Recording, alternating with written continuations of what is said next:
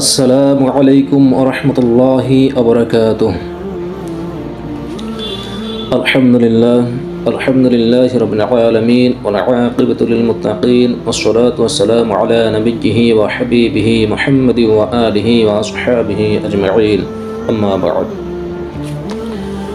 সম্মানিত দর্শক, আজকে আমরা সাহাবী দাহিয়াতুল কলবি এর নিজ হাতে, অর্থাৎ যখন তিনি ইসলামের সুশীতল ছায়াতলে আশ্রয় গ্রহণ করেননি, বরং কাফির ছিলেন, ওই সময়ে তার নিজ হাতে তার মেয়ে জামিলাকে হত্যা করার সেই হৃদয় বিদারক ঘটনা সম্পর্কে জানব ইনশাআল্লাহ। চলুন তাহলে ভিডিওটি শুরু করা যাক। আইয়ামে জাহিলিয়াতের ইতিহাস খুললে দেখা যায় নারীরা সমাজে অবহেলিত ছিল। সেই সময় নারীদেরকে জিন্দা কবর দেওয়া হতো। সাহাবী দাহিয়াতুল কলবি নিজ হাতে নিজের মেয়েকে জিন্দা কবর দিয়েছিলেন। দাহিয়াতুল কলবি মুসলমান হওয়ার পর রাসূলুল্লাহ সাল্লাল্লাহু আলাইহি ওয়াসাল্লাম তাকে বললেন, তুমি মুসলমান হয়েছো, আল্লাহ তাআলা তোমার সব গুনাহ মাফ করে দিয়েছেন। সাহাবী দাহিয়াতুল কলবি দুই চোখের পানি ছেড়ে দিয়ে বললেন, হে রাসূলুল্লাহ সাল্লাল্লাহু আলাইহি ওয়াসাল্লাম, সব গুনাহ ক্ষমা হতে পারে, সব গুনাহ মাফ হতে পারে, কিন্তু একটি গুনাহ আমার মাফ হবে না। রাসূলুল্লাহ সাল্লাল্লাহু আলাইহি ওয়াসাল্লাম বললেন, তুমি কি মারাত্মক পাপ করেছো?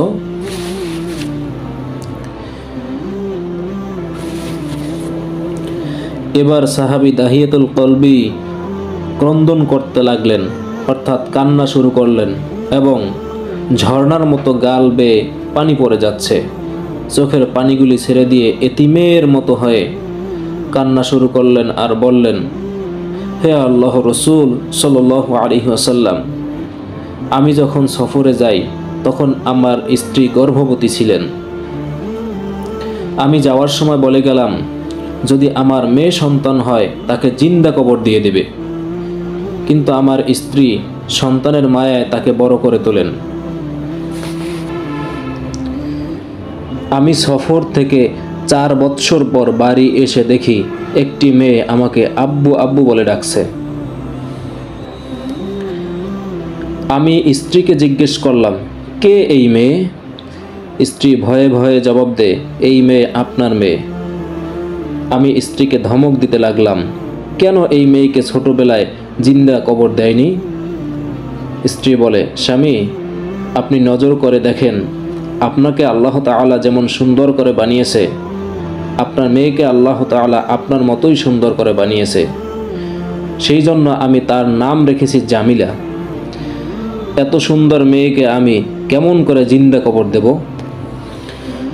রাতে যখন বিছানায় ঘুমাতে গেলাম, বিছানায় মেয়েটা আমাকে আব্বু বলে একবার আমার দিকে ফিরে, আম্মু বলে তার মায়ের দিকে ফিরে। জামিলার উপর আমার মায়া হলো। আমি চিন্তা করতে লাগলাম, এত সুন্দর মেয়ে কি করে আমি জিন্দা কবর দেব? কিন্তু পরক্ষণে আমার মনে জাগলো, সমাজে আমি বন্ধু বান্ধবদেরকে কি জবাব দেব? তারা তো আমাকে উপহাস করবে। আহা, কি ঘৃণার কথা, মেয়ের বাবা হয়েছি। তখন মনে মনে সিদ্ধান্ত নিলাম, আগামীকাল সকালে আমি পাহাড়ের কিনারে গর্ত করে মেয়েকে জিন্দা কবর দেব। সকালে উঠে স্ত্রীকে বললাম, জামিলাকে গোসল করিয়ে কিছু খাওয়ায় দাও, জামিলাকে নিয়ে বেড়াতে যাব। আমার স্ত্রী মেয়েকে গোসল করায় নতুন জামা পরিয়ে দেয় এবং জনমের মতো 2 লোকমা খানা তার মুখে দিয়ে দেয়। আমি মেয়েটাকে নিয়ে রওনা হলাম। হে রাসূলুল্লাহ সাল্লাল্লাহু আলাইহি ওয়াসাল্লাম, আমি বহু দূরে পাহাড়ের পাশে গিয়ে গর্ত করতে লাগলাম।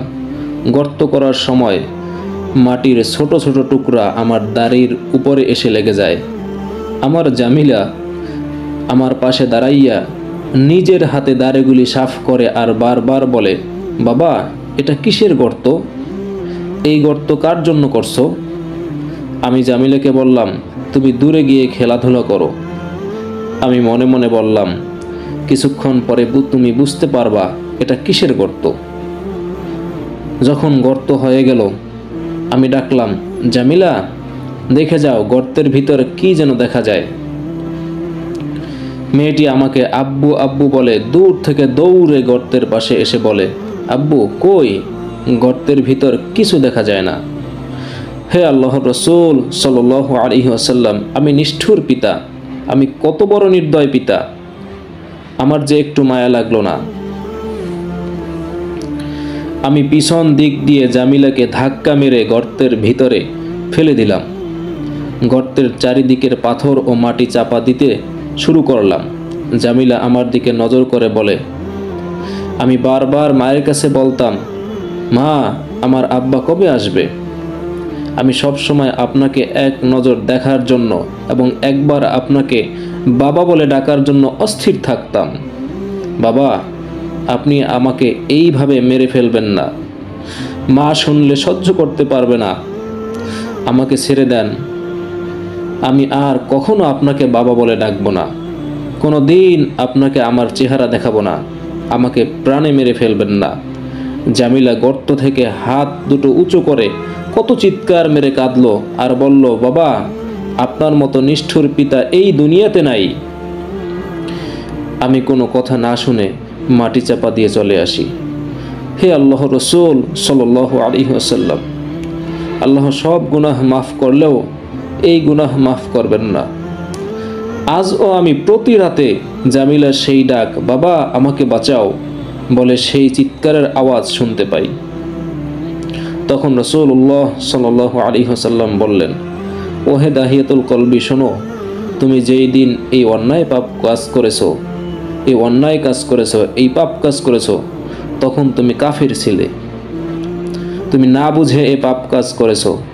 আজ যখন তুমি মুসলমান হয়েছো, কালেমা পড়েছো, আমার সাহাবী হয়েছো, ইসলামের সুশীতল ছায়ার নিচে আশ্রয় নিয়েছো, আল্লাহ রাব্বুল আলামিন এত বড় অন্যায় কাজ, এত বড় পাপ কাজ তোমাকে ক্ষমা করে দিয়েছেন। সুবহানাল্লাহি ওয়া বিহামদিহি, সুবহানাল্লাহিল আযীম।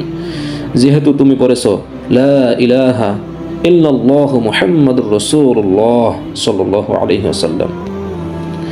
পবিত্র কুরআনে আল্লাহ তাআলা ঘোষণা করেছেন, যা কিছু আসমানে ও জমিনে রয়েছে সবই আল্লাহর। তিনি যাকে ইচ্ছা ক্ষমা করবেন, যাকে ইচ্ছা আযাব দান করবেন। আর আল্লাহ তাআলা হচ্ছেন ক্ষমাকারী, করুণাময়। সূরা আলে ইমরান 129 নম্বর আয়াত। সম্মানিত দর্শক, সেই যুগের মেয়ে হয়ে আসলে লোকেরা মনে করত এটা পাপ হয়ে এসেছে, সেহেতু জন্মে সাথে সাথে পিতা হয়ে মেয়েকে জিন্দা কবর দিয়ে দিত।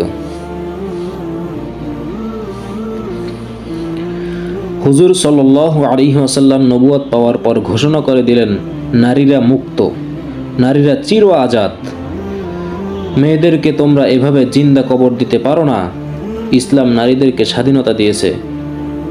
তাই সব নারীদের জন্য দায়িত্ব এটাই যে আল্লাহ তাআলার আইনকে জানা, আল্লাহর রাসূল সাল্লাল্লাহু আলাইহি ওয়াসাল্লামকে বোঝা এবং সেভাবে নিজের জীবনকে গড়া।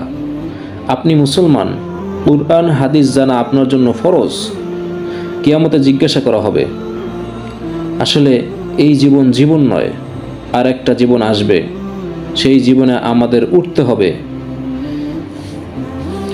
মহান আল্লাহ পাক রব্বুল আলামিন যেন আমাদেরকে মহান আল্লাহ তাআলার হুকুম এবং নবী করিম সাল্লাল্লাহু আলাইহি ওয়াসাল্লামের তরিকা অনুযায়ী জীবন পরিচালনা করার তৌফিক দান করেন এবং আমাদের সবাইকে যেন পরিপূর্ণ মুমিন মুসলমান হয়ে যেন কবর যাওয়ার মতো তৌফিক দান করেন।